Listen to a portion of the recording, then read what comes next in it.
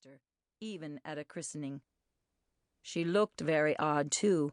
Her forehead was as large as all the rest of her face, and projected over it like a precipice.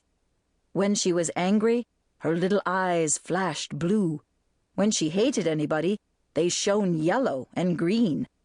What they looked like when she loved anybody, I do not know, for I never heard of her loving anybody but herself, and I do not think she could have managed that if she had not somehow got used to herself. But what made it highly imprudent in the king to forget her was that she was awfully clever. In fact, she was a witch, and when she bewitched anybody, he very soon had enough of it, for she beat all the wicked fairies in wickedness and all the clever ones in cleverness. She despised all the modes we read of in history in which offended fairies and witches have taken their revenges, and therefore, after waiting and waiting in vain for an invitation, she made up her mind at last to go without one, and make the whole family miserable, like a princess as she was. So she put on her best gown, went to the palace, was kindly received by the happy monarch, who forgot he had forgotten her, and took her place in the procession to the royal chapel. When they were all gathered about the font, she contrived to get next to it and throw something into the water, after which she maintained a very respectful demeanor till the water was applied to the child's face. But at that moment she turned round in her place 3 times and muttered the following words loud enough for those beside her to hear: "Light of spirit, by my charms, light of body, every part, never weary human arms, only crush thy parents' heart." They all thought she had lost her wits and was repeating some foolish nursery rhyme, but a shudder went through the whole of them notwithstanding. The baby, on the contrary, began to laugh and crow, while the nurse gave a start and a smothered cry, for she thought she was struck with paralysis. She could not feel the baby in her arms, but she clasped it tight and said nothing. The mischief was done. Chapter 3. She Can't Be Ours.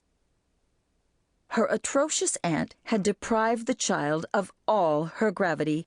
If you ask me how this was effected, I answer, in the easiest way in the world. She had only to destroy gravitation.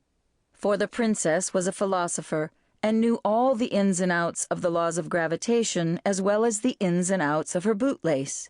And being a witch as well, she could abrogate those laws in a moment, or at least so clog their wheels and rust their bearings that they would not work at all. But we have more to do with what followed than with how it was done. The first awkwardness that resulted from this unhappy privation was that the moment the nurse began to float the baby up and down, she flew from her arms toward the ceiling. Happily, the resistance of the air brought her ascending career to a close within a foot of it. There she remained horizontal as when she left her nurse's arms, kicking and laughing amazingly. The nurse, in terror, flew to the bell and begged the footman who answered it to bring up the house steps directly. Trembling in every limb, she climbed upon the steps and had to stand upon the very top and reach up before she could catch the floating tail of the baby's long clothes. When the strange fact came to be known, there was a terrible commotion in the palace. The occasion of its discovery by the king was naturally a repetition of the nurse's experience.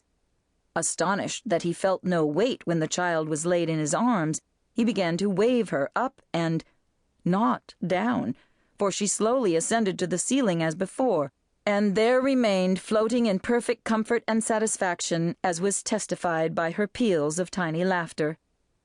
The king stood staring up in speechless amazement, and trembled so that his beard shook like grass in the wind. At last, turning to the queen, who was just as horror-struck as himself, he said, gasping, staring, and stammering, She can't be ours, Queen." Now the queen was much cleverer than the king, and had begun already to suspect that this effect defective came by cause. I am sure.